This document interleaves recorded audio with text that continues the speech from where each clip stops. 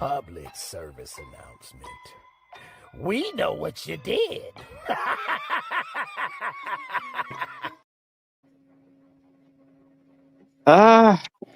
No, we don't care what you did. In actuality, we want you to stop it. Hey, K-Styles. Who the who? Did you wake up from your nap? I damn sure did. All right, man, what's going on? Hey, people, it's Friday. It's the Atl Sportz Endgame. I'm just gonna get right to it because it's foolishness out here. But before we get to the people in the chat, I'm gonna get to my brothers on the panel. To my left, your right. You see him, Mr. I need to see it himself, the Senator, Mad Mike Sports. What's up, Mad Mike? Me. Me too. And down below, y'all know him. Y'all love him. And he just woke up from a nap. It's 6-Man K-Live. What up, Kev? Just like an owl, late at night, his coochie comes out late at night. What? Night owl. Night owl. Okay. Can I say something? Can I say something real quick? Where'd that come from? Where'd that come from? Can I gotta say this. What's up, Greg Mike? Street ugly ass think he is throwing away a Matt Ryan jersey. We need to throw your ass in the dark chocolate ass trash. First of all, any man that got ashy eyeballs, I don't pay no attention to. He needs some Visine. And now we got we Look got like you done been found on the damn street talking about some Greg Street. we got Coach Chain. And I'm glad he on here tonight because this team got some splaining to do. We got some stop it. Yep. Yo, Lucy got some splaining to do. Yeah, these kids been on one today, boy. Y'all not call it on one county, but these over here. Oh, good God Almighty! It's the entire city of Atlanta that got been on one. But let's get to the chat right quick. We got in pole position. We got Silk Legacy. We got ATL Leo said fire that milk does. We got King Quest 710. What's going on? Keyshawn Vlad, what's good? He said, I want to. Hey. Thank you. What's wrong, Kel? She acting a damn fool. Oh, goodness. And we got Southside. He said, fire Ed and Eddie. You left out an Ed. Ed and Eddie. Go ahead and fire. Ed and Right. Eddie. Well, all right. Pretty much, first of all, we got sports news. Basically, for this game right here, you'll have Jaden Daniels is out for this game. Of course, AJ Terrell is out for the second consecutive game. And who else is out, Mike, on the Commanders? Terry McLaurin. Terry McLaurin. Okay. All right. Now, with that being said, we're going to call this a week 4 emergency. Yeah, Coach. This next topic, you're going to love it. It seems that our beloved team is having some internal issues, and I don't mean and I don't mean behind the scenes. I'm talking about mentally having some internal issues. Because our good old Kevin Ridley's back. No, disco. No, they're not bringing disco back. I'm sorry. Disco fever. Right. Disco fever. But yeah. Hold on, I do have a question. What's that, Kev? Do I sound clear, or do I still sound a little radio-ish? No, you sound clear. Yeah, you don't have any heme. You don't have any heme in you. Ain't no him, man. Okay, No, that's no, good. ain't no That's good. him That's in you. good. No, no. That's Mm-mm. that's good. Say hello to my brand new $10 microphone. $10 But holla, coach, holla, holla. I'm glad you in here because our idiot rubber band head supposed coach has now decided to give up his coaching duties. Who you talking Now I about? know a lot of y'all gonna look at this like, what? Already? But from what I've heard today, he decides that this game is no longer in his hands. He's going to give his coaching duties away to our beloved quarterback. So going forward this week, we got a serious dual threat at quarterback. He's not only QB, but he's head coach. Who you talking about? Michael Penix Jr. Yes. And gave this man a coaching job. Hmm. Now, the funny thing is, does Blank know about this? Hmm. Does Blank know about that? I mean, coach, I need your explanation. You a coach. I need you to help me out here. How you just give away your coaching duties? I don't know. That's the first. Actually, that's the first I've heard of that. He said that. Mike, Kev, back me up. I'm just curious. I mean, am I lying? Hold on, I'm trying to remember. I think I forgot to put it up there, Juan. But yeah, there was a particular quote that was said today that alluded to this foolishness that we just heard. Mm-hmm. That foolishness. Oh Yeah. gosh. Do y'all want that quote? Yeah, Yes. yeah, Yes. yeah, Please yeah, do. yeah, Juan. Please do. I Yeah, haven't seen Mike, it. put I that haven't seen quote. it. Oh gosh. This is Yeah, pretty yeah, yeah, freaking bad though. put it up there. Uh, um. Mm, mm, mm, mm. Yeah, let's just say that this was uh Rahimothy quotations strikes again. And I just wanted to let y'all know this is brought to you by the United Negro Chocolate Fund. A Snickers is a terrible thing to waste. So Wait a just know minute. that. Wait a minute, not the UNC Foundation. You're right. I wonder, do the Hershey store have DEI? Yes, it is DEI inclusive. Yes, Yes, yes, yes, it I'm do. just wondering. it is. It includes your milk chocolate, your dark chocolate, your extra dark chocolate, your Cajun chocolate, and your white chocolate. Yes.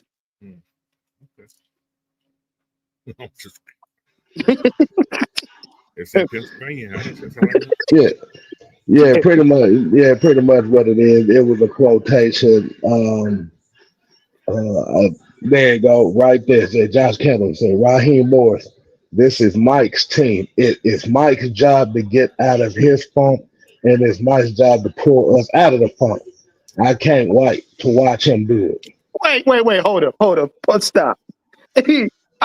Let me examine this verbatim. This is Mike's team.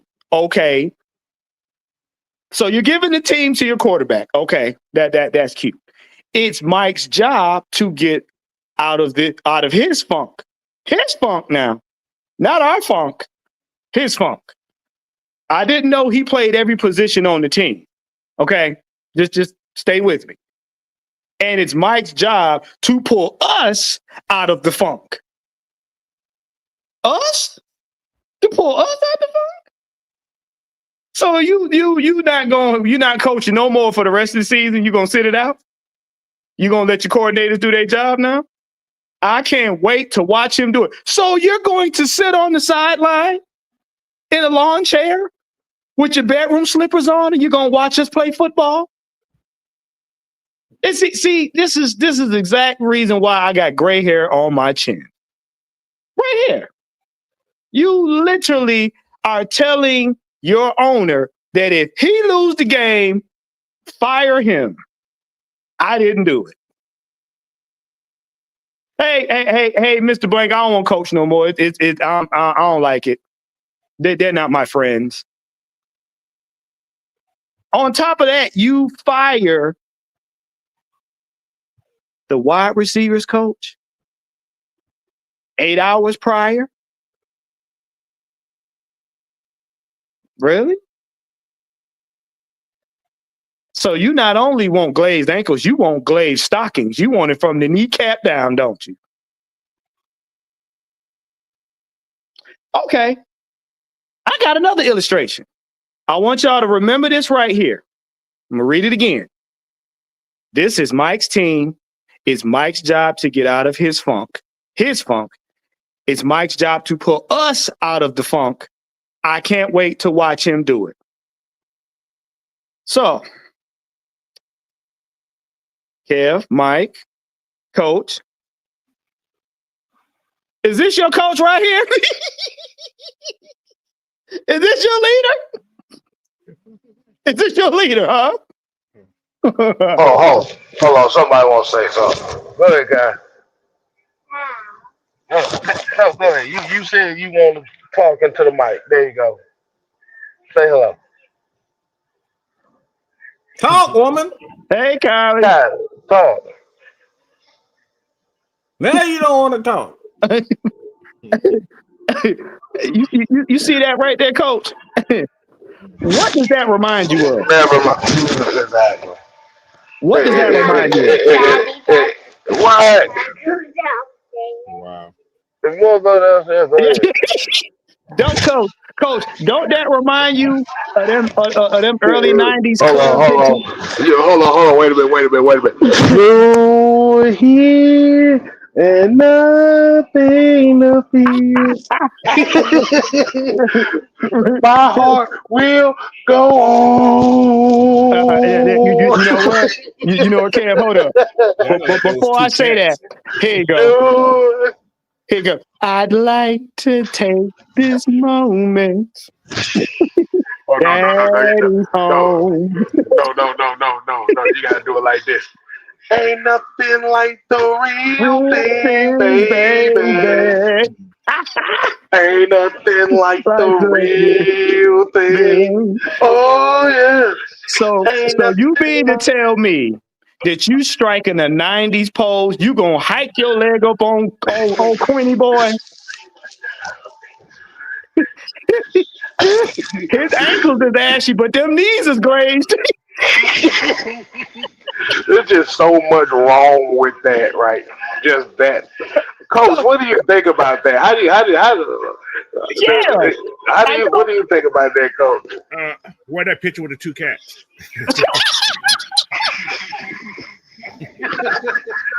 Oh God. That's what. No. That's no. what. Hey, I'm sorry. Got that bend over energy.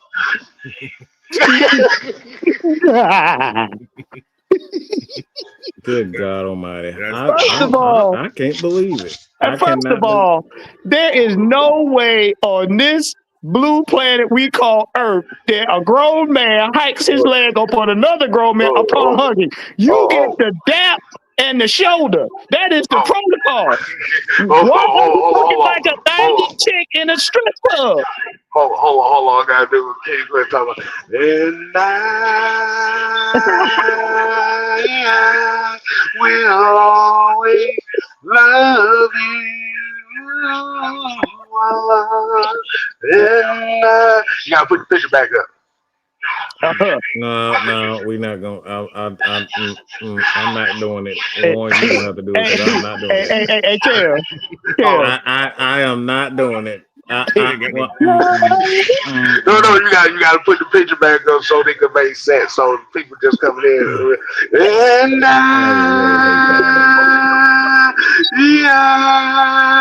will always love you. Oh, man. Wait, ATL Leo said broke back ankles. All right, you can put that shit down. Now it's starting to be uncomfortable looking at it. Man, that right there. Oh God. Bruh. See, I'm gonna be honest with you. I'd have some splaining to do if I did some stuff like that. Yeah. No. You know what? I'm gonna tell you. I'm gonna tell you what is needed right now because y'all some heathens in here. Yeah, my lord. He's all. He's all.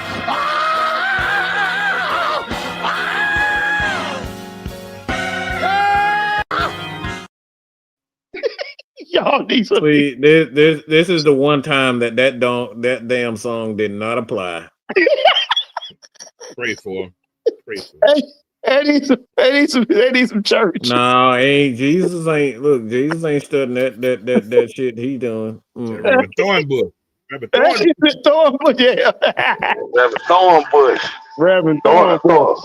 Thornbush sees all. Oh man, look, bro. I'm gonna say it like this. I've been saying it all week. This man is single-handedly sabotaging his team, and by putting all of the pressure on your quarterback, rookie quarterback at that, you are looking to have this man come apart. That's what you're looking for, so you can put your boy in. That's what this screams to me. You don't care nothing about this team winning. You care again about being right. About y'all the wrong giving him thing. way too much credit on. Y'all giving him way too much power on that. I don't see that part on that. Yeah. I don't think he's trying to get Kirk in. That's way too much power. You're giving him way too much credit for that. He'll get He fired. don't have that much power. He'll get fired. Yeah. If he don't win this game, he gonna get fired. No, they won't let him go. I hate to say that. He will be here for the rest of the season. Arthur don't want to pay no extra money to nobody. I promise you, he don't want to do it. I just like no accountability having ass. Period. Like get all right, Mike. So you were saying that what's your take on this when you hear that? What?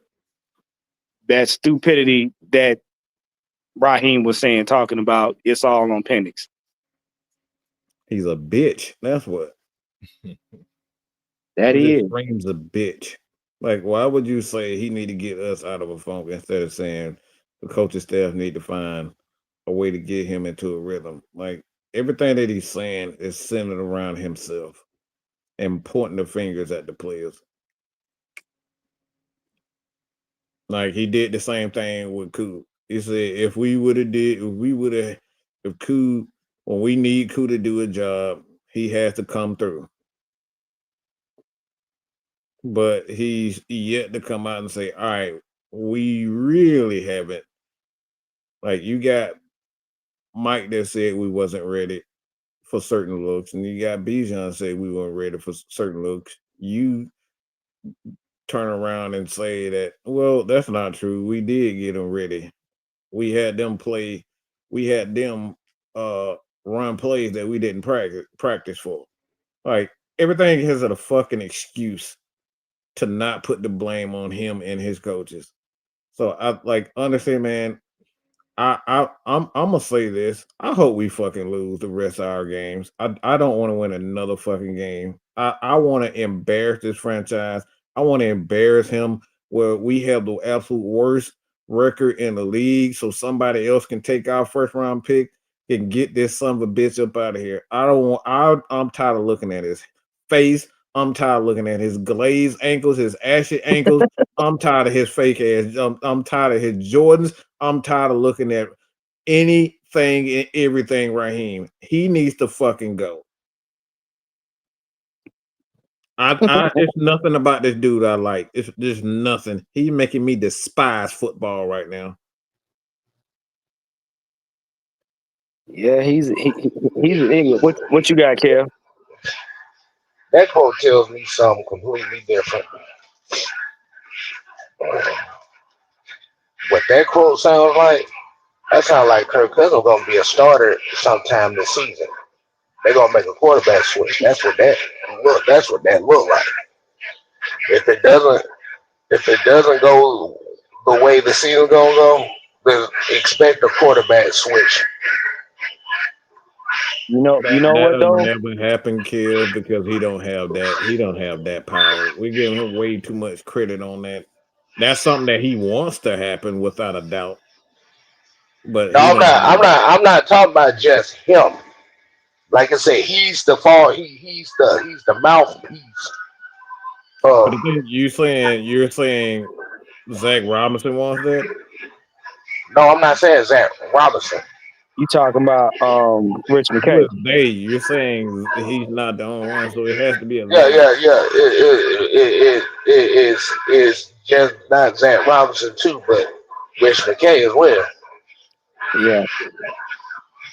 I'm gonna tell you like this though. If you go ahead and let's just say, for instance, let's just say hypothetically, it falls apart and they decide to put Kirk in, you gonna mess around and lose that locker room. I'm gonna tell you that right now.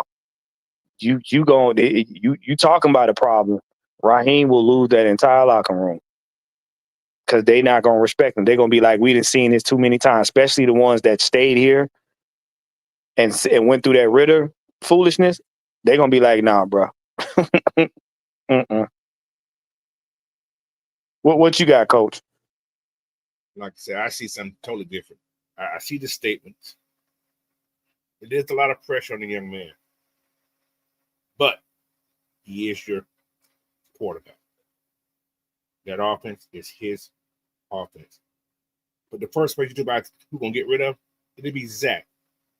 If Zach cannot call the plays correctly, now it's a lot on him. A lot of, like I said, it's a lot of that stuff is on Zach. It's getting this guy ready. Him and the quarterback coach, whoever else. They got to get him ready. We can't put that responsibility on Raheem for getting Penix to that level. He's not a quarterback developer. And I don't think Zach is either. I hate to say that, but he's not.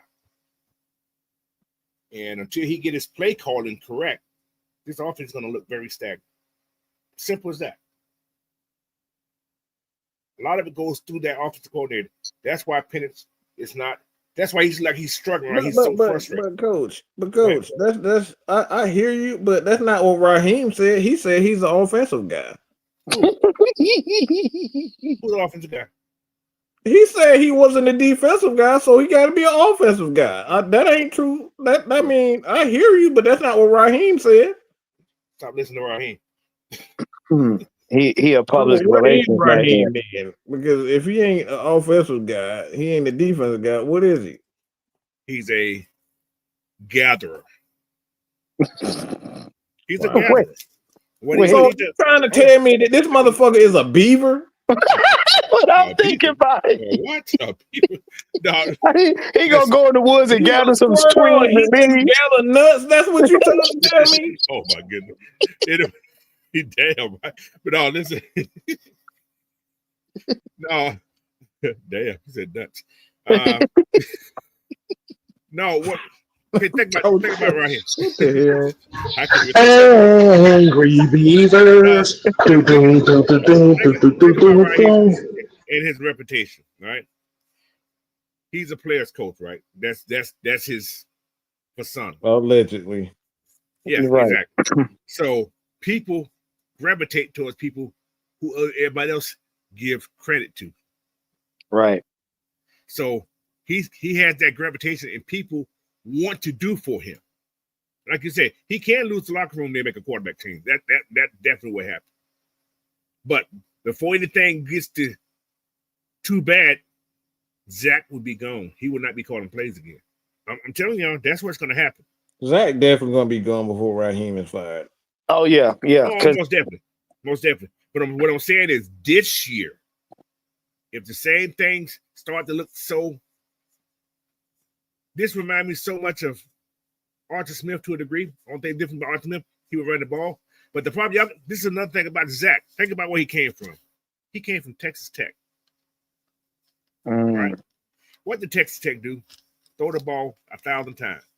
Mm-hmm. He played under Gundy, guys. I don't know if he has a Gundy mentality, but that's what it seems like he does. He wants to throw the ball more for some strange reason. Was it Texas Tech or Oklahoma State? Oklahoma State. What, Oklahoma State? Yeah, I think it was Oklahoma State. Because unbeknownst to us, they actually reached out to him. They reached out to him. A lot of passing. Yeah. about a job. So He should, you know, he got that in the back of his mind too. That if this don't work out, he can go straight over there and not skip a beat. Yeah. So so the question is he going to try to get it right, or is he just going to He has to. It ain't trying. He has to. There's no more trying.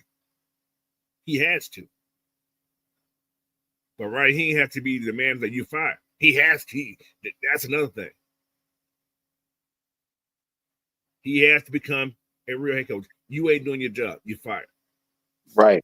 Simple. See the big issue that we're looking at right now is this team has expectations to win from everybody. Exactly.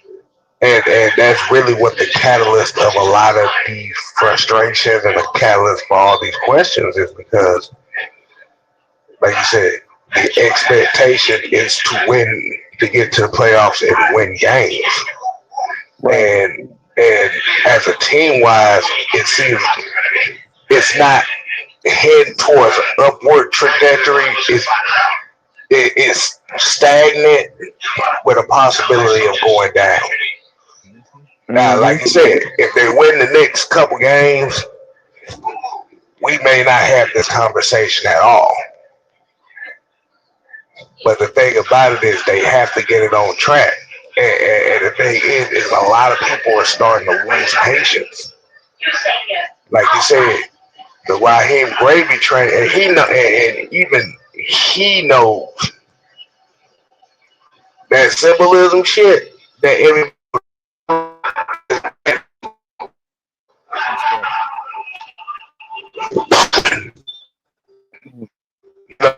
Everybody was calling him Raheem the Dream when he got hot. Oh, that shit is gone now. Yeah, that was a wrap. Who ain't got no scheme. That's it. Yeah. You know what pisses me off? I'm gonna be real. All I see is Zach. It's Zach's fault. It's not fucking Zach's fault. Because he's been in the league for almost 20 years. He's been around them Shanahans. Don't give me this bullshit that he don't know how to develop a quarterback properly. That is bullshit. That is complete and utter bullshit. Those boys know what the fuck they doing in Kyle Shanahan and Mike Shanahan. That is nonsense. I am not buying it. This dude don't know how to develop a quarterback. Well, all the Shanahan people did a good job in quarterback. I get that, but they do it on their own. They do it on their own. They do it on their own merit of how they want to. So he has the knowledge of how to develop a quarterback properly.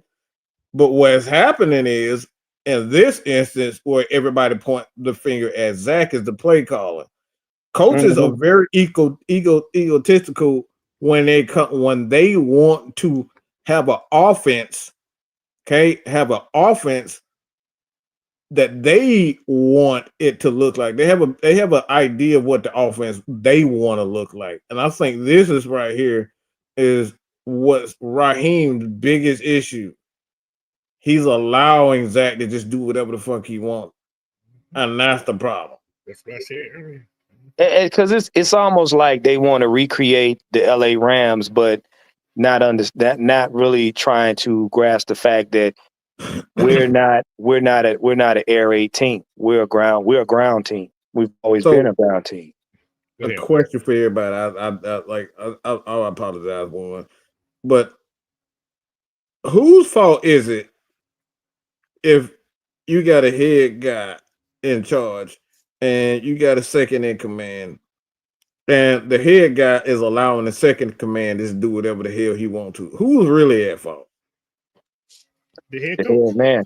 That's all. That's the analogy of that is enabling the behavior. The thing is that, like you said, the thing is you ask the question: is it the person that's addicted, or is it the person enabling the addiction? And a lot of times it's going to be the fault of the person that's enabling it because you had an opportunity to stop it. You have an opportunity to control it. Well, it goes back to what he said the first day, the first interview he had with this team. He gave you the rundown of how they set up all of the stuff to include offense. He said, we get in the room, we collab, we go back and forth. He said, once we come out of that room, all of us are on one accord. My thing is this. Are you setting a plan behind closed doors and then changing the plan as soon as you leave out them doors? That's what it looked like. Y'all not sticking to the plan that you set. Because here's the thing too that we gotta realize with Raheem and with Jack coming from LA and coming over here, you have to remember that LA team that won the Super Bowl, the Rams, that was a very experienced team. They had experience everywhere. Yeah. So the question is it really the fact? So with that instance, if that's the case, so is it really the scheme or is it the experience that got them to success? It's the experience. I mean, think about this. Matt Stafford, Cooper Kupp, Odell Beckham Jr., Van Jefferson. Like you said, you had Andrew, what was the tackle? Andrew Whitworth. You had a very experienced offensive line. Defensively, you had Von Miller, Aaron Donald, Eric Weddle, Jalen Ramsey, Josh Johnson, Eric Weddle. You had a lot of experience on every aspect of that team. That team was built to win a Super Bowl. That kind of team is the team you walk into and say, hey, if you were missing a piece, that's where you get online and say we're a quarterback away. That kind of team, you say that. You can't say that. And the thing is, you went into this job knowing this was a young team. That's the audacity in it. You went into this job knowing you were going to be coaching a young team. Well, you're looking at experience in those first rounders. That's what you was looking at. He wasn't looking at anything else. Mm-hmm. The defense was still basic. Mm-hmm. The defense was still basic. Right. This year they addressed the defense. It ain't going to happen overnight. These guys still got to get some experience and they got to get more playing time until everything become routinely to them. Right now, it still ain't routinely to them. Right. The offense right now is still in shambles because everything is off key to these guys. I don't know. Like I say, you guys said it's not Zach. Maybe it wasn't Zach. But last week, you guys cannot tell me that the wide receiver like they was lost. You can't tell me. But you know what, but you know what, Coach, that's a good observation. But it goes all the way back, Coach. What did we see in the training camp? And I'm going to a specific couple of plays. You had Michael Penix and Drake London practicing them deep throws and deep passes to the end zone. You had that. You had that with Bijan. That's my thing. Y'all are basically stifling the same plays you practice in preseason. And they worked in preseason. The only thing is you got to execute them in the game. But what happens is you play teams and it's almost like, well, no, we don't want to do that. I don't think you come into the game, and I'm talking about the coaching staff. You come into the game with the skittish mindset, not the players. The thing is, if I don't prepare you, I can't expect you to execute. So if we practice a certain way, we practicing deep passes, but I keep you from doing the deep passes in the real game, guess what's happening? That's on me. I'm the one scared to see if it's going to work. If it don't work, go to something else. But you're not practicing what you preach. So y'all did all this hard work and all these different drills to do the same stuff you did last season. I fought in that same instance, Penix not taking those chances either, though. He's not taking chances. Not. But some of those deep passes are there. He's not taking that chance on them. Yeah. They're there. And then you look at the 22s. There were some guys that be down the field. He's just not taking those chances. I don't know if it's him. So that goes back to another question that I would have is, do you think that they're forcing him to overthink out there? And by overthinking, it's making him gun shy. No. Well, Mike, let me ask you this. Let me ask you this. Since you played quarterback, if you practice something over and over in the off season, and you get in the game or whatever the case may be, is it me, the coach, to come and tell you, all right, Mike, we're gonna try to run this play and see if it worked, and you not being sure of your arm or your ability to do it, or is it me saying, well, we're gonna run these plays just to play it safe? You know, Now, look, I'm gonna ask Coach a question. Coach, I'm the quarterback for your team. What the first thing you gonna do when you're scouting me? Make sure that you're confident. All right, so how do you make me comfortable? Like working when I'm in practice, what plays you like? I'm going to let you choose some plays.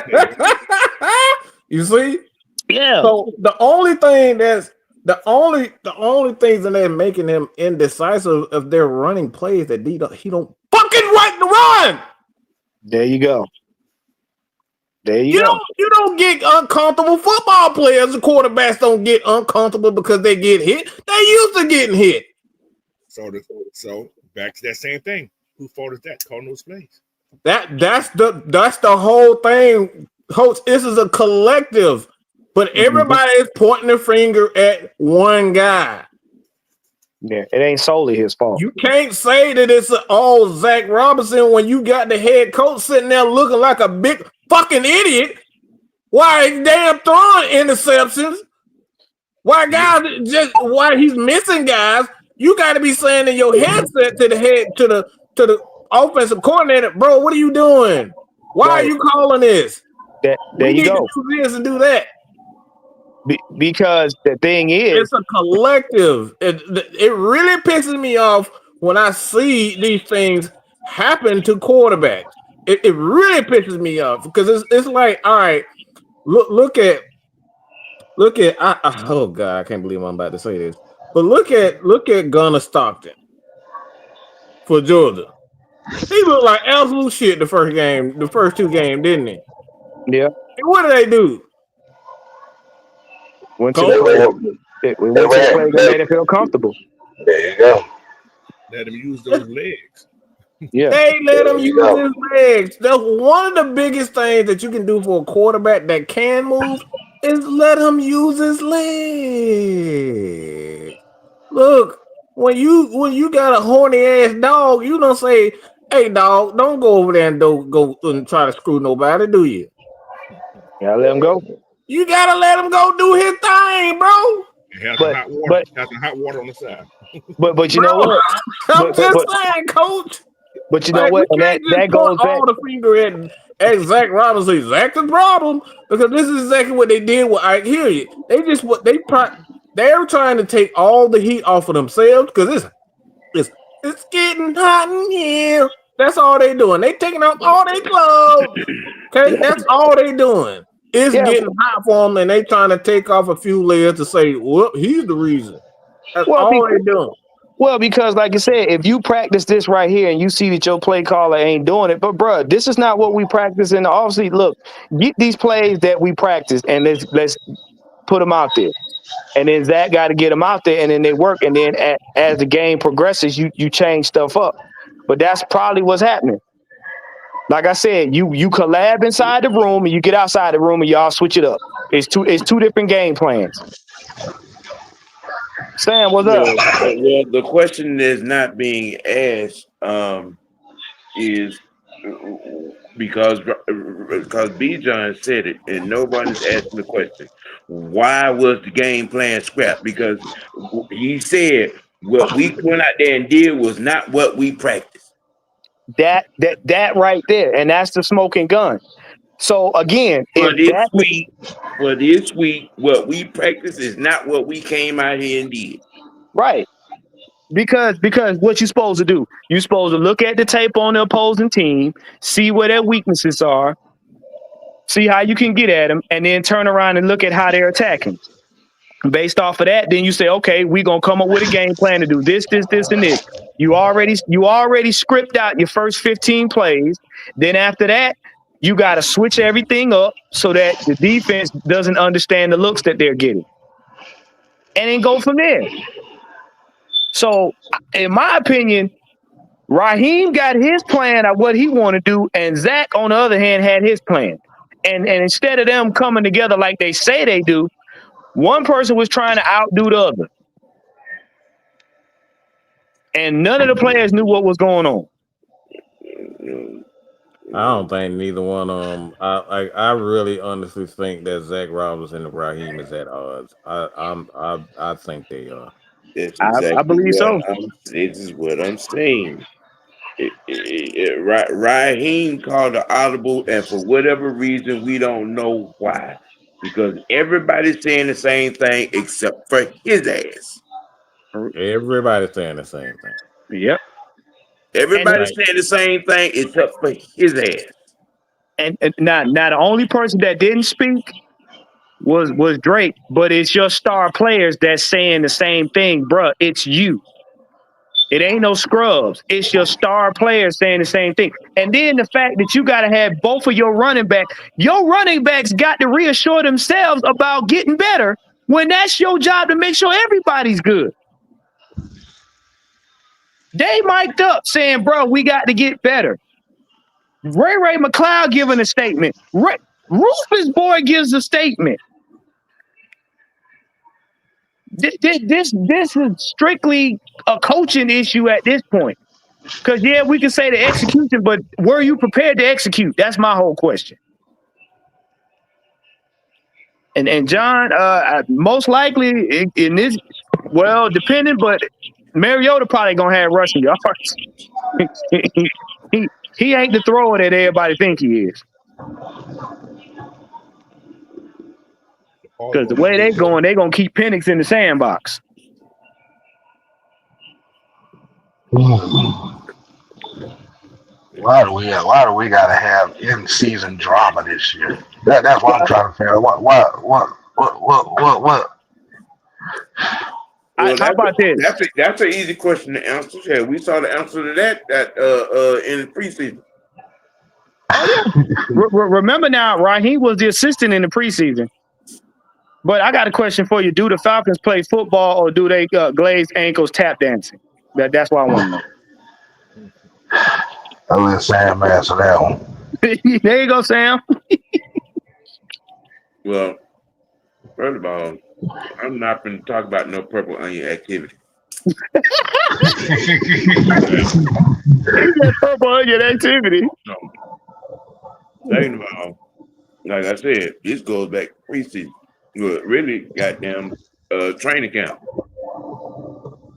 This team was gravitating to who, and not who.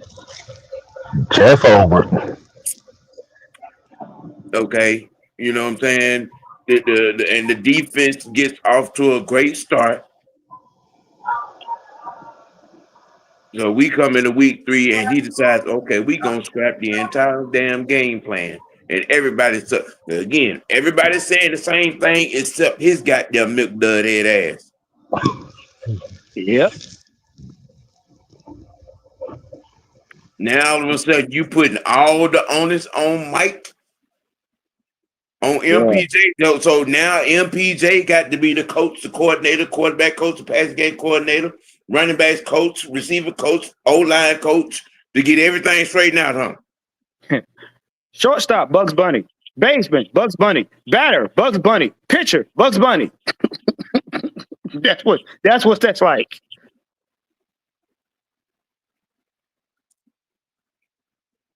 I say it again, like I said it on my show. At this point, that locker room just gonna have to take the onus on it. They're gonna have to goddamn win this game in spite of. What have I been saying since day one of this season? I said the players are gonna have to want to win these games more than the coaching staff. Because if you lean on the coaching staff to win these games, it's probably not going to happen. I've been saying that.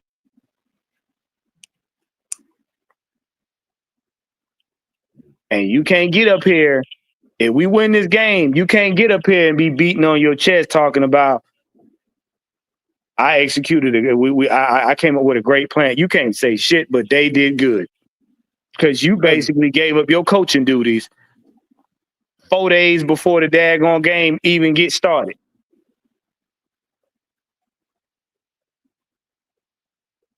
Okay, so if it's Zach Robinson's fault, what the fuck we fire Ike here for? Like, this really bothering me, y'all. I don't think y'all realize how much this is bothering me. Mm-hmm. Like, it don't make no. It's just not Zach Robinson, bro.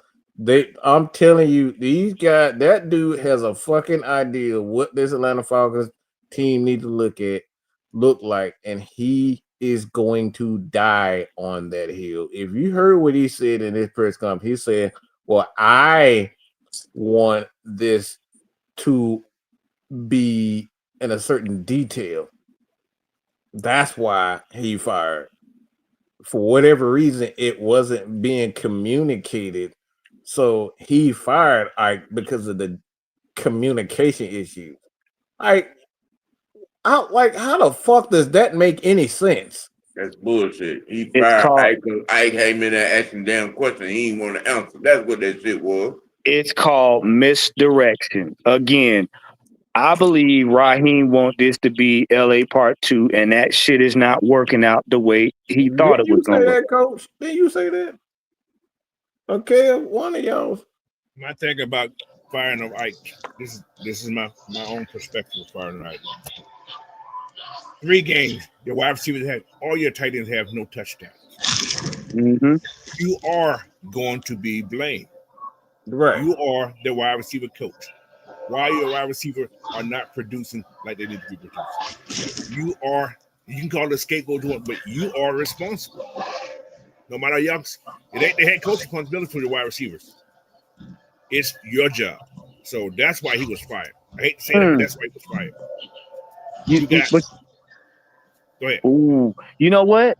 I just thought about something. Wasn't nobody on one page, because if you look at the breakdown visually, going back over the team, it's almost like the wide receiver coach was on one page, the coordinator was on another page, and the head coach was on another page. It's the why you can see it's almost like you had 3 different mindsets on the field at the same time. But your wide receivers are not getting open. They're not getting open. Right. And this is the thing that Kevin and I talked about. This is the thing. One more thing. Ike is responsible for bringing certain of these wide receivers up. He said, I want this guy up. That's Ike's responsibility. I want this guy up. So why would you bring the third, Seals 5th up there instead of bringing somebody with some speed up? Like Chris Blair? Yeah. So why? So okay. That there is not cool. So, but that's what's it? But the counter to that is who's responsible for the 53. Right. Because me and Kev both said it, and this is what we argued these fans down last season, especially me. What my belief is, my perspective is, again, last year Kyle Pitts was the clear out guy. And that clear out guy actually covered up for the fact that Drake and them weren't getting separation. When you put Kyle Pitts back in his original role as just a tight end, there's nobody to clear out so that these guys can get open. And that's a glaring problem. Because it's not, like I said, it's not like you put Joshua Simon in a big body like Kyle Pitts to try to draw off coverage, because they can't get open. When that position was switched, there was a vacuum there. So now they had to try to lean on getting open. That was exposed. So that means that's scheme and routes. Right. Because remember, when we put Pitts back on the same side as Drake start getting open, Drake start getting the ball. Mm-hmm. And that's what me and Kev have been saying. We was like, for the longest, Kyle Pitts is that threat. All you had to do, like you said, Coach, you put in a speedy receiver. Chris Blair is fast, and let him go deep. Give Penix a chance to throw the ball deep. Let Kyle Pitts be the tight end. And I always said Drake is better going across the middle in short pass situations. He don't do good when them deep routes because he bobbles the ball. He's too concerned about who's around it. And we seen it. Anything more than 15 yards, Drake bobbles the ball. If you get him in that 15-yard span, he does great because he uses his body to fight off his defenders. This is why I be saying him and Ray love going across the middle. They loved it. You had Mooney go up the seams, and sometimes you'll have Kyle Pitts go up the seams. He might cut across, but most of the time, those are where those players were all season, and it worked. Now you want to flip stuff around. You didn't do anything to compensate or counter it, and that's why the boys looking like that. The whole team just looks like that. Yeah, nobody's on the same page. Nobody. It feels like almost, man, like I said about that game last week. They took Carolina for granted so badly that they didn't really even care. They was looking towards this upcoming matchup and looked past Carolina. Mm-hmm. It's possible. Carolina did one thing and one thing only to the Falcons. Carolina exposed all of the bullshit swept up under the rug in all of the past games. It ain't the fact that we couldn't beat Bryce Young. It ain't the fact that Bryce Young got our number. We got exposed for improper planning. Point blank, period. We didn't get out coached. We didn't get outplayed. We was out prepared. That's it. And they exposed every little facet of what was not prepared on this team. How you damn near win every statistical category and still lose by 30? What in the fuck? The numbers don't lie. The numbers don't lie. If that ain't bad coaching right there, I like it screams bad coaching all the way around. Mm-hmm. And I'm talking about offensively. And there's only everybody know that Raheem, Zach, TJ, those guys are the top three guys offensively. I don't think, I mean, you can throw Ledford in there also. So those are the top four guys right there offensively. And you're trying to tell me that like you guys can't come up with a plan. Go ahead, Mike. You can't come up with a plan to get. Go ahead, Coach. No. Great point you just made. I just thought about what you just said. So did TJ get demoted now? Yeah, I believe so. So who's the pass game coordinator? I think it's still Zach and Zampese. Zampese and Zach are still coming up with it. No, what I'm saying. No. I think TJ's still the pass game coordinator. But the passing, who's in charge of the passing game is still Zampese and he's just there to aid. So in other words, TJ is coming up with the concept, and the concept's not working. Right. Is it really? Because he's the wide receiver coach now. Yeah, that's what I'm saying. So did he get demoted? I actually think he got promoted because passing game coordinator just means you're in the meeting with the offensive coordinator. It doesn't mean that you're actually like a position coach. Right. You're just an aide. But being a pass game coordinator, you come up with the concept of what you want to run, the plays you want to run. Yeah, but he's not the offensive coordinator. The passing game there's still the passing game is still Zach's. Right, correct. He's there to aid him. So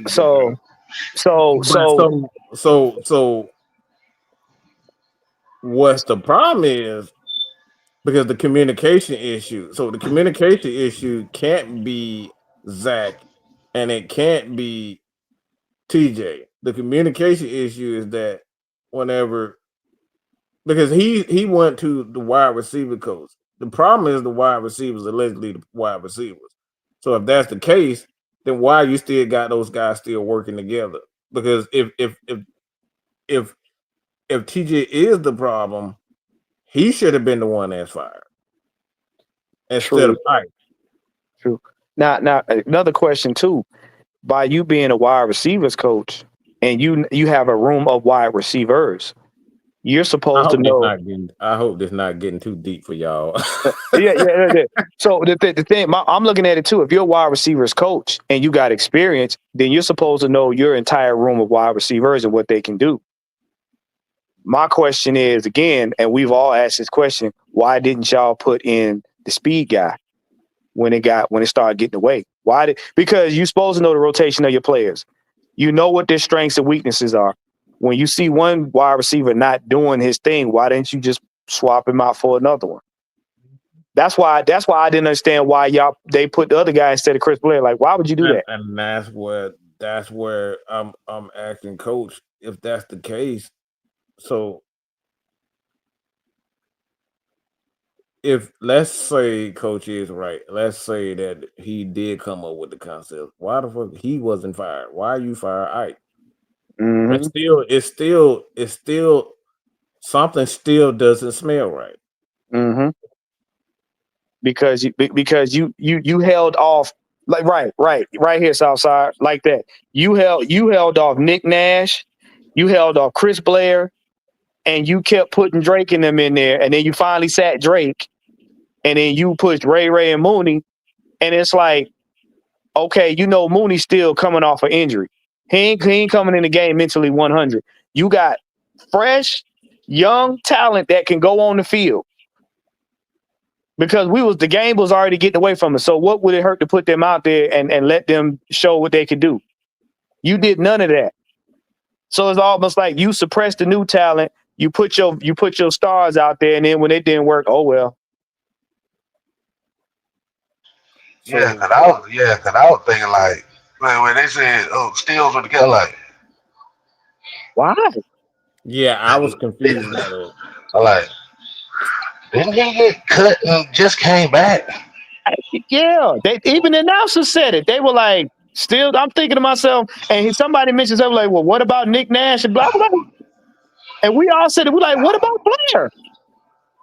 So let's say Coach is right about the substitution. So if it was a substitution problem and not because even that don't even make sense. I'm trying to make sense out of it, but I'm still fucking baffled as to why TJ Yates is still there if he's the problem, and then nothing just makes fucking sense. Look, like I said, I'm just gonna get my thing on it. We just said it earlier. The problem is if we're looking at this year's passing game compared to last year's passing game, the biggest problem is your greatest deep threat is now playing the position that he's supposed to play, and you haven't replaced that. Let's be honest. Let's be honest. Darnell Mooney is not a deep threat. Ray McLeod is not a deep threat. We know damn well Drake ain't a deep threat. Right. All of the wide receivers, with the exception of maybe 2, maybe 3, and I'm putting Nash at the bottom of that. But all the wide receivers except for 3, they're middle to intermediate when it comes to the passing game. Meaning they don't like to go more than 20 yards. Their strength is in between 15 and 20. It is in that area. And like Dre Murphy said right here, as soon as Casey Washington was out with that concussion, Chris Blair should have been next man up off the practice squad instead of David Seals. You know what I'm saying? And now, but this right here leads to the topic I just put up there: Michael Penix versus Marcus Mariota.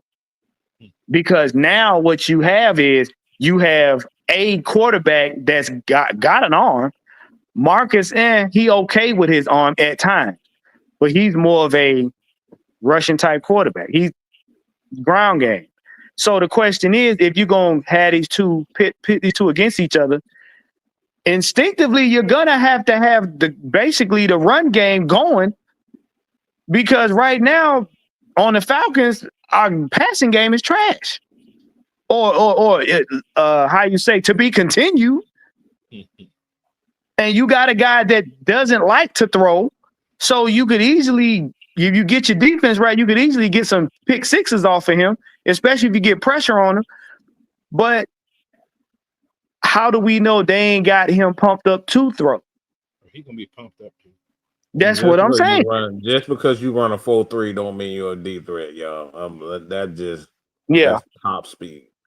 Right. Exactly. You gotta know how to get open down the field. That doesn't mean because you run a fast 40 time that you actually very good. Because if that was the case, John Ross should have been goddamn something. Well, being a deep threat, you got to have one key thing. You got to be able to run routes and run them correctly. You can't run a route. That top speed don't mean nothing. Mooney is an intermediate guy. Yeah, Mooney's on the top end where Drake should be, because Mooney will get you 20, 25 yards. And he can get it. If like you said, because you seen it last season. He can get you 25, 30 yards. Drake, he'll run it, but he doesn't concentrate on securing the ball when he's out that far. Drake is more comfortable being in the slot than he is outside, right? Mm-hmm. They don't use him in the slot though. That's the thing. Yeah. Again, mismanagement of the offense. This is that, and it goes back to what I said, Coach. If you're a coach of the wide receivers, and you know your personnel, then you're supposed to relay what you know about your personnel to your offensive coordinator so he can make sure the plays match up with what they're good at. So if that communication ain't happening, Zach's drawing up stuff that don't fit what they're good at. So they're gonna look bad. If you know Drake is intermediate, you shouldn't be having Drake go deep. If you know Kyle Pitts is a deep threat, you don't have Kyle Pitts playing shallow like that. But again, you put him back in the tight end position, you take cover off of them, and Drake usually ate off of the fact that Kyle Pitts cleared out that left side. Anytime they lined up Drake, Kyle Pitts was right there with him, either on the left or the right. But I think that's how. What you say, Coach? I said our problem with the offense that we have, our guys are moving. We don't have anybody stopping. They're constantly moving. There's nobody sitting in no zone. They're just going. It's like, dude, sit. I don't know if that's what's going on, but nobody sits. We have the inside right in the middle of the field. It's always open. So nobody's sitting there. So basically, they're running a bunch of long routes, a lot of deep routes. They run these flood routes and these combinations. Too much. Right, because what they're trying to do is, once again, they're trying to force a showcase of Michael Penix's arm. And like I told Mike and them, Michael Penix is gonna have that game where he goes off and he gives you 100% of what he knows how to do. Every rookie has that game. You can't force it as a coach. You can't force it. You gotta play to this. You gotta play, keep the man comfortable, and win games. And then that one game, he will show you who he is. Mike, you said it yourself. We was like, we don't know what Penix can be yet because he hasn't shown us. But we can't force him to do it. And I feel like that's what they're doing. They're trying to force them ESPN 40-yard bombs to the end zone. That time will come, but right now he's not that young man right now. I got a question for you guys. This is a serious question. If old boy makes that field goal, is it a different game? Hell no. You don't think so? No, hell no. Did y'all not? Now I'm looking at faces. I'm looking at momentum. I'm looking at body language. He missed the first field goal. It was okay.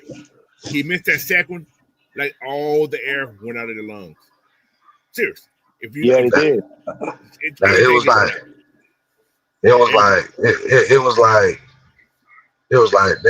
is how they this if I imagine how they look, they're like, there you go. Really? No, I don't think. It doesn't help. It doesn't. But the thing is, it still doesn't change the plays being called. Nah. See, Oh yeah, you can definitely agree with call that. plays Right. in the You're middle, right. and they refuse to get a little bit more. They refuse to Creative. change things. It did not Creative. help, Yeah. coach, but that's not the reason why they did not score Yeah. a single point after that. I would have kicked that nigga in his ass. And he gonna kick this week too. And he Right. kicking this week. So the thing is, yeah, so he's gonna be kicking this week. And that's what we said about it after the Minnesota game is, yeah, like you said, 5 for 5. We gotta pump the brakes because he's gotta have consecutive good games. Yeah, got to. Right. And the other quote that Raheem said is, we gotta keep kicking competition until we get it right. So it's not even a guarantee that Romo will last this year You fuck. if he consistently has games like he had against Carolina. Now we'll see how this goes. What Why you not? got, Because Sam? So what you trying to tell me? We didn't learn nothing from Bernard with the good hair. essentially, yeah. And on the case that y'all may not want to hear, that this is damn near the exact situation how Arthur Smith handled it, where it's the same shit all Yep. over You don't again. want to Yep. use Hold on. I got. the legs. Look, Let me ask use y'all the this question legs. then. Use the legs, bro. Let me ask y'all this question then. Did we bring in too many young quarterback coaches then? You know what, Coach? Coach.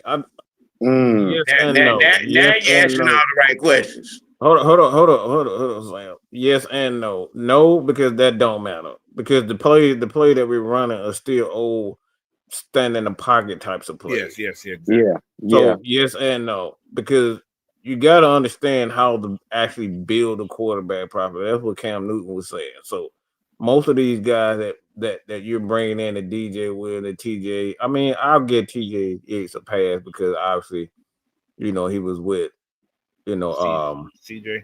No, he was with the massage man. I got you. yeah. So he knows how to do that, but I say that because at the end of the day, you still gotta Much better. you still gotta run. You gotta understand what the current NFL is all about, and I think we're behind, and I mean when I say we're the I'm coaches. going. These guys are still not understanding that you gotta call them 4 to 5 plays a game to get your quarterback in the open field to be an extension of the running game to get extra first downs. When your defense know on third down your quarterback gonna be in the pocket, you're not helping the offense. Right. And what did you just say? We're going back to the ground and pound. So all that standing in the pocket kind of stuff, that's phasing itself out right before our eyes. The problem is, again, you're trying. It's almost like the mindset didn't change from, oh, we got an experienced quarterback that has to stay in the pocket because he can't move, to now we're trying to force a quarterback that can move to stay still because he's comfortable staying still. If you want him to stay in the pocket, then hand the ball off. Well, let him roll out there and shit. But yeah, do something. Hand the ball off and do something. But if you want him to throw, allow him to be athletic. You ain't got to make him be Brillo head. He ain't got to run every time he get the ball, but make them honest. Think about it. Because that first game, the one thing Tampa understood was Mike Penix gonna go for a touchdown. We got to watch him. So it kind of made them back off. It made Todd Bowles back off of all that blitzing because they knew Penix will go. Penix will go for a touchdown if he sees it. But if you got him in a scheme where he has to constantly throw it, 9 times out of 10, he's gonna try to beat you with his arm instead of his legs. They've said that about him. Yeah, they're not using the offense right. So you got to draw stuff that forces him out. So to add on to that question about is it possible that they brought in too many young quarterback coaches? Or is it the fact that we're dealing with a lot of coaches that are not used to dealing with young quarterbacks? That too. That I mean, to be honest, I mean, that's the same thing, kid. It's just you just worded it differently. They just don't know what the fuck they doing. Okay. yeah, and now I'm gonna piggyback off what you just said. You got to Basically, have different types of quarterback coach. You can't have the same guy. Like you got to have different ideas. You got to marry the two concepts, and they refusing to marry the two concepts. This is what the NFL is. I came to the conclusion 3 years ago that this was where the NFL and college game was going. They were getting away from these stand in the pocket types of quarterback because of the rules, and you got to move these guys around. yeah, Look, your boy Patrick Mahomes runs a 4.5. Okay, that's not fast at all. Okay, it's not fast at all. It's about the same as Matt Ryan runs. But the I ain't fact doing that he's nothing. willing Cut to that out move because out of the pocket is willing to move out of the pocket is what gets the defense. yeah. And in my opinion, when you have a young team and you got a young quarterback, it's best to have experienced coaches on that side of the ball because they see things and they can get the best out of them. Why? Because they've been there and done that. You got young coaches and yes, they're trying to teach a young quarterback how to do stuff. Y'all learning together, so it's gonna be the rate of messing up is a lot higher, or at least have one or two if you got a bunch of young coaches in it. But there is no chain of command from what I'm seeing. There's no flow and no directional flow where stuff's supposed to go. It's all over the place. It's bouncing from one person to the other person. And like we said, y'all in a room with some darts, with a dartboard saying, hey, hopefully this will work. Yeah, let's make Penix stay in the pocket and make Kyle Pitts a tight end again. Ding, throw it to the wall. No, how about we run the ball with Bijan? Well, we only gonna run it with Bijan about 7 times. Ding. Oh well, no, you know what? That's not good. No. My bad. I got something wrong. Actually, Pat Holmes ran a 4.8. Him and Matt Ryan were about a 4.8. Yeah. So that's like I said, the speed isn't the issue. It's the willingness. It's the willingness to run. Is that the Falcons are not allowing. Because Baker Mayfield ain't that fast himself. Nope, he not. But my question is this: now that you have stated, and I mean Raheem, now that he has stated that he wants Penix to help get them out of the funk, are you going to allow Penix to be an athlete, or you gonna put him back in the sandbox, or you gonna request that he be in the sandbox and try to operate from there? Well, that's gonna make the difference. Like I said, that statement, like you're reading different. I'm reading exactly what you just said. I think he's gonna let Penix be Penix. I'm hoping he's gonna let Penix be Penix. Yeah, but that's yet to be seen. How's that? You're right, Coach. You're right. It's yet to be seen. Because from the way he going right now, it's almost like he got Tourette syndrome. He say something, he blurt out something. 5 minutes later, he blurting out something else. Did you mean what you said 5 minutes ago? Did you blurt? Because I'm serious. He blurting that out right now until we get on the field, and then he have deja vu. He got to run over there and hike his leg up on Quinn again, and then he gonna go back to now it's gonna go to the Dan Quinn and Raheem Morris show. There ain't gonna be nothing about Penix. Somebody better tie his ass to one of them columns down there and duct tape his ass up under the bins while the game going on. I mean, I'm not opposed to that. I'm just saying. But it's going to be who can sling mayonnaise the furthest. That's what it's going to be.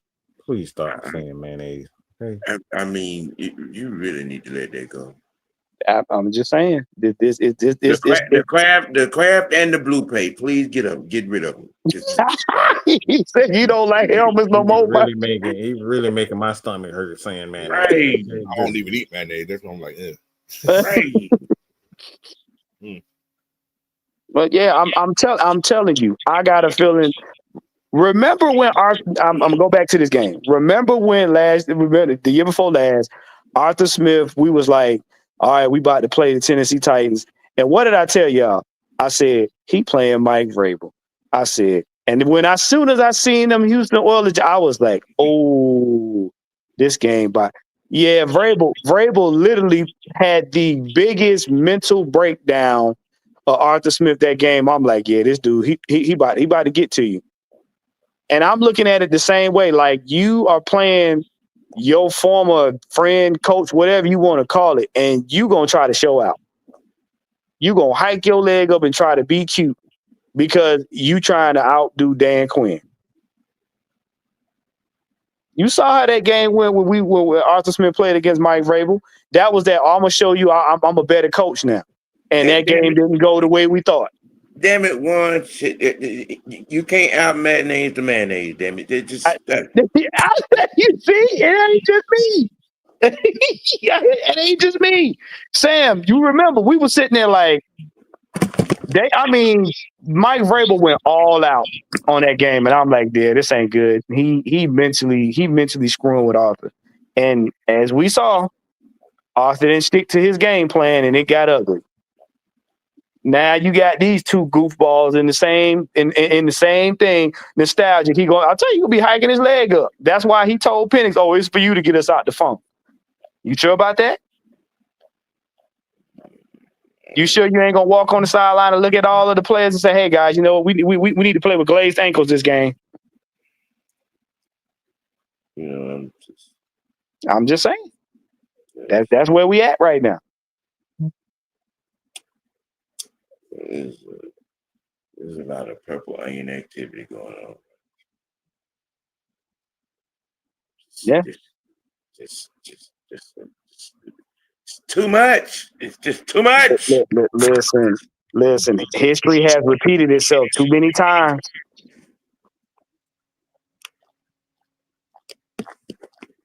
And now, correct me if I'm wrong, Sam. How many games after that falling out that we got rid of Arthur Smith?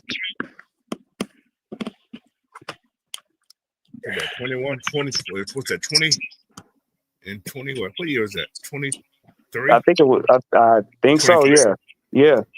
How many games after that game with Mike Vrabel did we get rid of Arthur Smith? I mean, like 2 or 3 games after that? I don't remember. Yeah. 2023 yeah. It's Jerome, you stupid. He said, speaking of glazed ankles, why all these NFL coaches wear capri pants? I saw bruh. It's only the black ones though. Well, you know what? You know what, Jerome? If you looked at the game against the Panthers, Raheem's ankles was actually because he had full pants on, so it probably was the problem. All right, can we start talking about ankles and mayonnaise, okay? Like, you sound like you've been making a bad dish. Like, I don't know why they're trying to hear that shit, all right? There's too much football energy going on over here. Damn. Wait, Southside, you stupid. Said Raheem has started the Capri strike. Nope, not doing it. Not doing it. Yeah, he got fired after the Saints game. So it was 3 games after the Saints. Yeah. So he lost that game. They beat the Saints. He got fired after that. Yeah. That was how many games after, Coach? Yeah. So how many games did Ritter play? 6 at the end of the year? I think 4? So, yeah. Ritter beat the Buccaneers, I think, that game. Beat the Jets.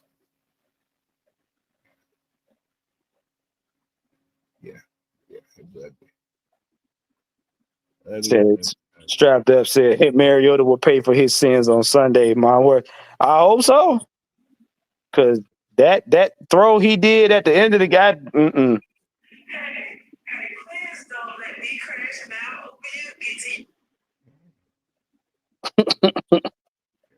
We got some ugly games. We done lost some ugly games. A lot of close games. Look, I'm gonna tell you like this. Based on how we played in this Washington game, that'll let me know about Buffalo. But if you want to talk about a game I'm not confident in, that's that Buffalo game. Buffalo ain't playing no games right now, so I'm not confident about that. Now we beat them, but that nope. But I think another thing that we failing to realize, maybe our expectations maybe could have been too high too. No, we not. I'm not giving him no. No, I'm not giving an excuse. I'm just saying, but the expectation, like I said, this is all new still. Everybody, we got a new quarterback at the end. No, that not for this. This has been an absolute coaching travesty. Nope. Maybe on the players' part, yes, but coaching this bad? No, absolutely not. These guys are young. I said from the very beginning that Michael Penix was going to struggle. He may throw about 15 interceptions. I've always said that. But from the very beginning, this coaching has to change, and it has not changed. Where I look, yes, on the coach as far as the players are concerned, but there's no excuses for these coaches. You're right. You're definitely right about that. Yeah. He's been in the game for 20 years. There's no excuse for him to be making and saying the shit that he's saying. I'm gonna be honest with you. He need to retire because I don't give a fuck where he goes. Just go. He need to retire because my thing is, number one, you've been in the league 20 years. Look at your resume, and then two, I'm looking at training camp and all that stuff.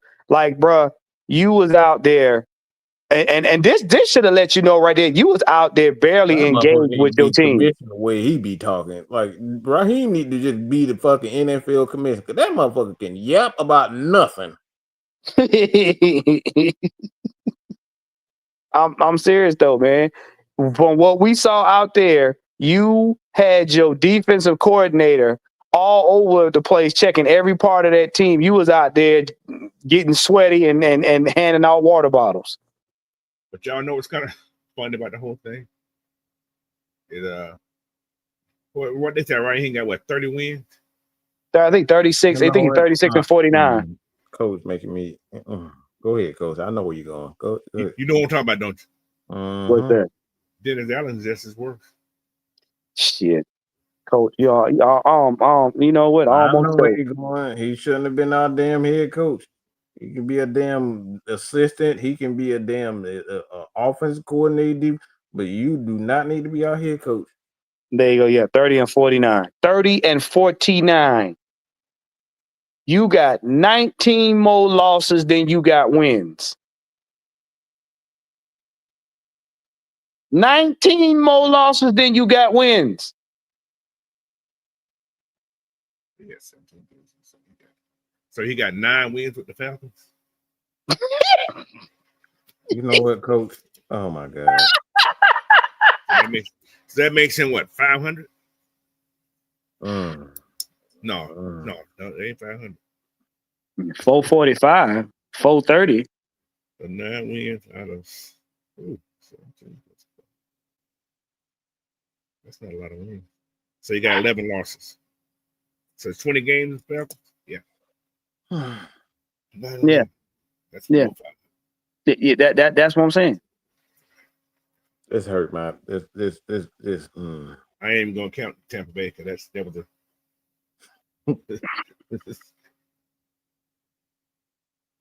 Oh boy! And you know what's funny? Now that I look back, this man snuck under the radar because he was fresh off a team that won the Super Bowl. That's what got him that damn job. Nobody want him. No, just to hit. Follow me now. Think about it. He was fresh off of that Super Bowl win with the Rams. That's what got him that damn. That's what got his ass in the door. They won the Super Bowl in 23. That was again. That's when the Super Bowl when they played against Cincinnati, and right before Aaron Donald decided that he was thinking about hanging it up. I think he stayed one more year after that. Yeah. After the Super Bowl. That's what I'm saying. That if you listen to what they said when him coming in here, part of that was him getting in the door. They didn't look at his record. They looked at the fact that you came fresh off of a Super Bowl win. So they figured, well, you got some experience on winning the championship again. Come on in and maybe that'll translate to this. No. Whatever part of his head it was still in LA. Because we don't know who this is right here. You got back in Georgia, smelled some lemon pepper wings and lost your mind.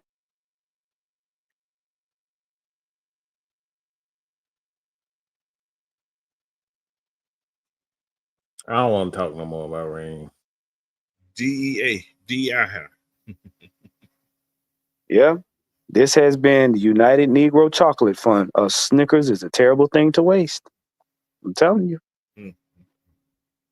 Sam, what you got?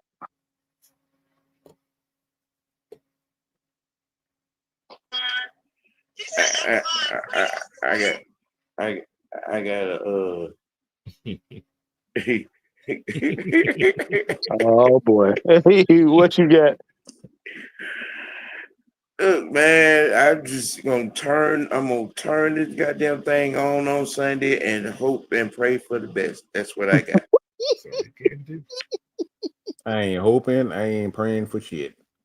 I'm praying. I have no expectations. Zero. Well, I guess this weekend will be my first weekend with some Hennessy. Because just in case it get bad, I won't care.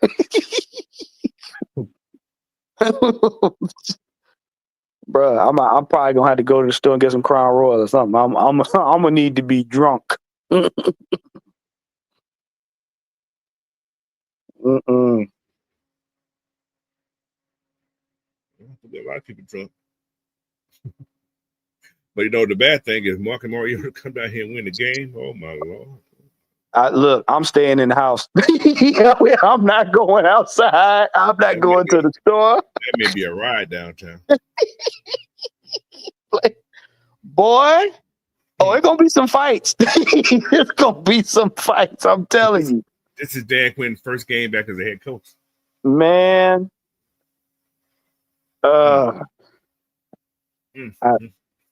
Coach, what you got for tomorrow, man? What I got for tomorrow? What I'm doing tomorrow? Yeah, we're gonna just go over the weekend review what happened with the Falcons this week, and talk a little bit about this Washington game, the upcoming game, and shoot the shit. That's what we're gonna do. Hey, Coach gonna have his own version of the STS, and you gonna be hosting the watch game, the watch party. Doing that Sunday. Yes. Okay. Mike, what's your final take, man? I'm so tired of being alone. I'm so tired of being right. I'm so tired of this bullshit. I'm so tired of being bad. So tired of being there. That's the Mike Green version. Yeah, Mike Green, right? Mm-hmm. And look, but see, Coach, that's Mike Green with an E. Mm-hmm. Look, man. I mean, for me, it is what it is. Just be prepared. That's all I'm gonna tell you. Don't be like your head coach. Be prepared. Have you some Hennessy? I got no expectations. Me either. Not this game. The last week, I'm still. It's like a process. Yeah. John, look, some people get that song. They know that song. Some people. That Al Green hit hard. especially right now. John Sinclair said, do y'all think the fans gonna show up at the bend? They are, for the simple fact that, well, I'll say a good percentage of them are going to show up just because they're at home. and they ain't got to travel. If this was a away game, niggas ain't showing up for that. Again, like I said, most people come to see what Jane Daniels. He ain't playing. Yeah. No, you're getting to see the stale Hawaiian bread. Mm-hmm. But then again, you got a lot of people from Washington that live in Atlanta too. Oh, Washington gonna be. Look, it's gonna be more brown than red and black. Believe you me. It's crazy. You're gonna have the people that want to complain all the time. They going down there. I'm gonna be at home because I'm not doing it. They look, anytime you get the little notice, the roof of the bins will be closed. Like, yeah. They don't even want people to see it from space. But look, man, we had an hour 30. I know it's late. Y'all probably want to get you some sleep and everything. And we apologize in advance for some of y'all that got to take Pepto-Bismol tonight because we kept talking about Eraserhead. But we thank y'all for tuning in. I appreciate y'all. Make sure you like, share, and subscribe to everybody on the panel. You got Coach Unchained. You got Mr. Tactician 78 on YouTube and Mad Mike Sports. Hey, it's about time to go now because I need to get me some water. Water. And then dried out my insides. I'm sorry. Whoa. I'm so tired of blue moon. Won't you help me, somebody? Cause this nigga can't coach.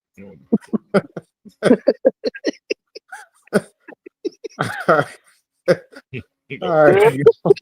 Yeah, I'm thinking. I got to go, y'all. Hey, man. On that note. Right. Oh man. I'm tired. You right, Mike. I'm tired. I'm tired. I'm tired, man. Oh. Woo, 4 games and already beat all. It didn't beat the season out of all of us. 4 games. Makes you lose spirit. Yeah. Hey, do you know how hard it is for me to go in my closet and look at my Falcon shirt like, I'm not gonna put this on today. I'm too scared. Might get in a fight. It might get in a fight. Look, I get out my truck and go to the gas station. People just shaking their head like, "Po nigga." I made what that Big Beasley jersey. Not the Big Beasley. Now, you know what? Yeah, you John. Let's play some football. But Matt Ryan jersey ain't came in yet, so I can't wear that one. Oh, you know what, Coach? Anyway, nobody for this team jersey this week. And I refuse to wear Julio's jersey. You got that damn right. Oh, wow. They say Dre Murphy said the Florida State Seminoles losing overtime. Well. That was a good game there. Hey. All right, man. We're going to get out of here because I need to get some sleep because this Raheem thing making my blood pressure go high.